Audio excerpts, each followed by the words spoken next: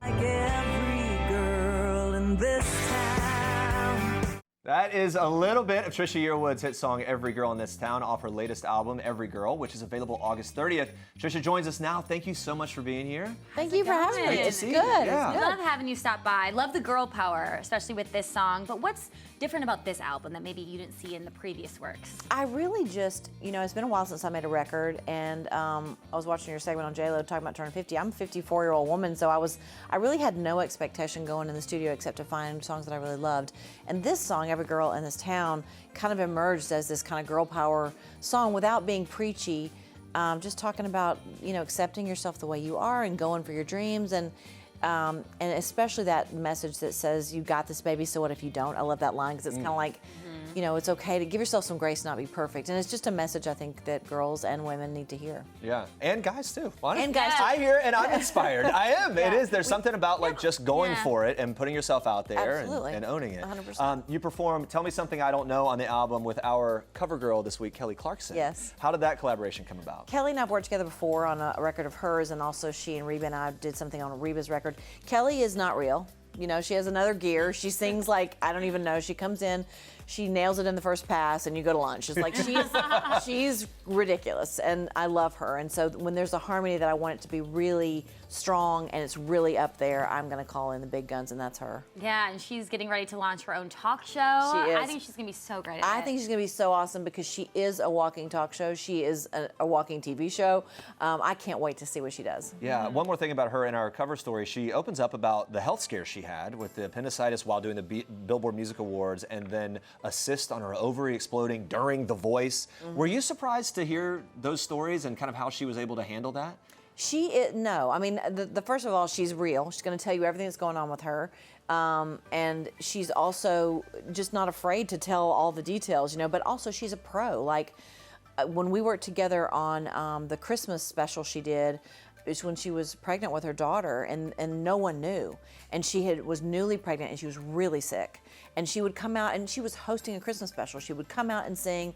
She would go backstage and lose her lunch and come back out and sing. And no one knew. I mean, she did the entire show really having so much morning sickness. So she's just whatever it takes. She's a pro. Yeah, it's very inspiring. It is totally everything she's doing. Let's go back to your music. You sing What Gave Me Away with your husband and superstar Garth Brooks. Yes. What is it like when you two get together to collab, especially writing songs? Do the words just spew out, or is it harder than you think? Well, I usually will have an idea. I know what story I want to tell when we're writing together. He's the poet, so it's kind of a good marriage in that way, because I might come in and go, I have a title. Like, there was a song we talked about, I was here last time for Let's Be Frank, the Standards record. We wrote a song called I came up with a title, and now I can't think of it. It's going out of my head. I haven't slept in a couple days. But for the first time, I'm in love for the last time, which is a romantic song about you're it, And I came in with that title, and I said, here you go. I don't know what to do with that. You're the songwriter. You're in all the Hall of Fames. And he started singing this melody and writing this beautiful this lyric that was just beautiful. And we worked on it for a few weeks, and I contributed some of the lines, but he mostly is the poet. So it's a cool collab when we do that. And for this song was written by Lucy Silvas, and this song is about that person that has your number, and he's got my number. So I couldn't imagine doing this song and not have him sing on it. He's got your number, he's making you coffee, we know about He's it. a good guy. We chatted with Midland yesterday. Garth actually came up. We wanted to get your take. Let's take a little look and we'll get your response. Okay. Garth's playing at my wedding. He's offered to be the house band at my wedding. He's also definitely watching this, so. I hope he is, because you're speaking right to Garth right now. This is now like the 7th interview I've said that Garth is going to be playing as the house band at my wedding. So is this happening? How often do people ask Garth or you can keep wishing. There's probably a really good Garth impersonator that'll be happy to play. These guys are awesome. I run into them everywhere, and they're great guys, and they've got great senses of humor. I doubt, we did play a lot of weddings though back in the day. Garth and I both, before we ever moved to Nashville, played our friends. We sang at a lot of weddings, but our fee's a little higher now than it used to be. Yeah, right. It's gone up over the years. It's funny though that in every interview they're saying that because they just really want it to happen. Hey, you never know. He could show up. He could just show up. You're going on this 3-day Every Girl road trip, right? To places like Georgia, Tennessee. Do you like to bring Garth along on those trips? What does that look like for you when you do that? Well, this will be a first. We haven't, and I'm not planning for him to go. He's always welcome anywhere that I am. But this is going back to my hometown, Monticello, Georgia, where I was born and raised. And I'm taking the route that I drove to Nashville as a young girl, moving to Nashville to try to make this dream come true. So it's a specific road trip that is the actual route that I drove. So we're going to start in my hometown where I know everybody still, and tomorrow night, and then we're going to head up to and finish at the Country Music Hall of Fame Museum in Nashville. Well, by the way, what does it mean to you when you think back about that now, to be able to have this moment in your career where you can do something like that that's so special for the fans, but for you, what does that road trip mean? Well, I mean, it's the kind of the whole idea of this. Every girl, the opening line of that song is about being a little girl who has these big dreams, and when you're young, you believe you can do anything, and it's only when we get a little older that we start to kind of doubt ourselves. So I'm trying to recapture that feeling of like really believing you could do anything. And I thought at 5 that I was going to be Cher. That didn't really work out. I still kind of want to be Cher. Who doesn't? Right. Yeah. But it does mean a lot to me, and especially going back to my hometown with a group of people who are my family, who it's the kind of town that when they know you're coming, they paint "Welcome Home, Trisha" in the storefronts. You know, it's that kind of place. So I'm really, really honored to go back and share it with them. That's so special. Have you and Garth ever done a road trip, just the two of you? We've done some day trips. Garth is the kind he loves to drive, so he wants to be the guy that drives, but he also will fall asleep when he's driving. So he's like, I get my best sleep when I'm driving. I'm like, I think I should probably drive. So, but it's really funny. So we'll switch, and then I'll drive, and then he can't go to sleep when I'm driving. So this Every Girl road trip ends in Nashville at the Country Music Hall of Fame, right? Yes. And you used to work there as a tour guide. Tour guide. What's the craziest thing that ever happened to you while giving tours there? When you think back to that phase, is there something that sticks out? Yeah, I was, in my early 20s, and so this would have been in the 80s, and I was part of the Hall of Fame Museum is Studio B, where a lot of artists like Dolly Parton, Chet Atkins, and Elvis Presley recorded. And I'm in there and leading a group through, and I remember someone asking me about Elvis, and I'm giving what I know, because there's a book this thick about all the stuff you need to know about the museum. And she's like, did you know Elvis? And I'm like, no, I mean, I was a huge Elvis fan, and I was, 13 years old when he passed away. So I'm like, no, I didn't know Elvis, but it was people just wanted you to have that connection, So that might have been one of the weirdest things. That's really cool. I mean, just to think back about that moment and where you've come now. All right, we got to talk about this. Not only a country goddess, but you now have your own avatar on Farmville too. Country Escape.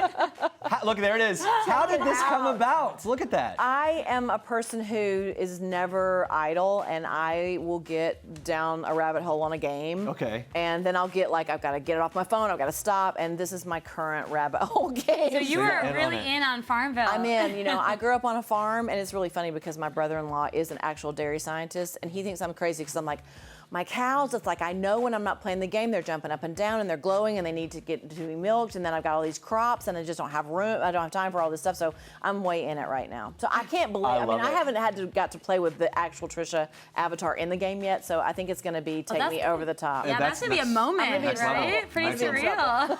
I need more farmland. I just need to put it out there. Someone can help me out with that. You have so much going on, and of course your Emmy Award-winning series, Trisha's Southern Kitchen, is doing really well. You were cooking early on, right, growing up. Do you have a favorite recipe from back in the day? Well, the first thing, my mom was a great cook, and so was my dad. So my sister and I really were we set the table and cracked the ice cubes in the glasses. But my mom was great about letting us help in the kitchen. So I learned early on how to make things like cornbread and I think sweet tea, which is 1 ingredient, 2 ingredients, and cookies, just the basics, And it was when I moved away and moved to college, and I was had my first vegetable out of a can because we grew up on a farm and did everything ourselves. That's when I learned how to cook, because I was I called home, I missed home, and cooking my mom's recipes made me feel connected with them, and I could also cook for myself, So her potato salad was a classic Southern thing that had 4 ingredients. It was really easy to make, and that was one of the first things I remember making of hers and going, I can do this, Yeah, my mom's is macaroni salad. Is That's it? always the go-to thing that reminds me of my mom. And Mom, make some, please. Throwback Thursday. I maybe personally cannot let go of this. This whole moment that, speaking of cooking, the CMA red carpet, you invited BB Rexa over to make chicken with you. I don't know if it's happened or not. Just a status check. We tried. She and I both tried to get her on. We just finished filming a new season, and we couldn't get our schedules together. But we are still trying to make it happen. It's out there in the universe. It's gonna happen. All right. It's gonna be happening. Good. It's gonna happen. Yeah, and let's talk about this. So Carrie Underwood is going to be hosting the CMA Awards, but it was just announced that Brad Paisley's not joining her. Instead, Dolly Parton and Reba McEntire are going to come on to help with hosting duties. Yes. I love the girl power. What do you think of this switch up? I think it's cool. I mean, I think that we're all about wanting to get to have this conversation about more women being played on country radio. It's definitely a conversation in our genre, especially, that it's happening.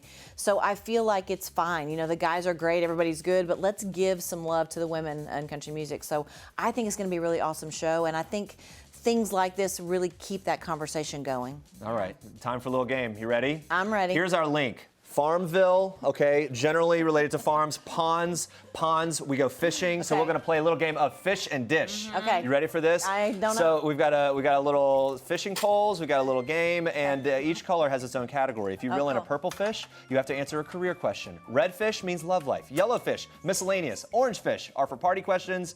Green means you get to ask us a question. Your little poll. Avoid the green. I feel like you'll like this game. Avoid the green. I want to ask. Here we go.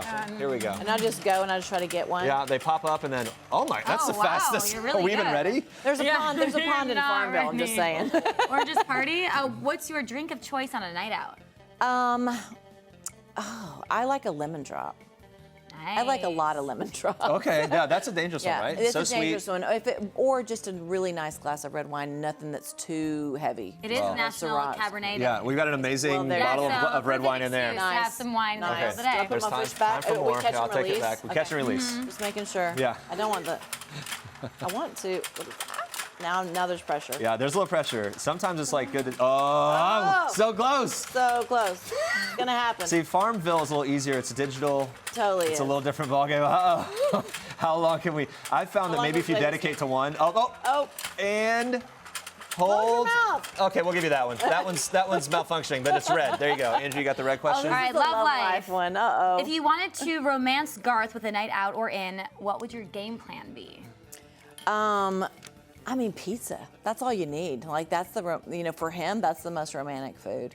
We are very stay-in people, only because, not that we don't want to go out, but because we travel a lot and we're out a lot.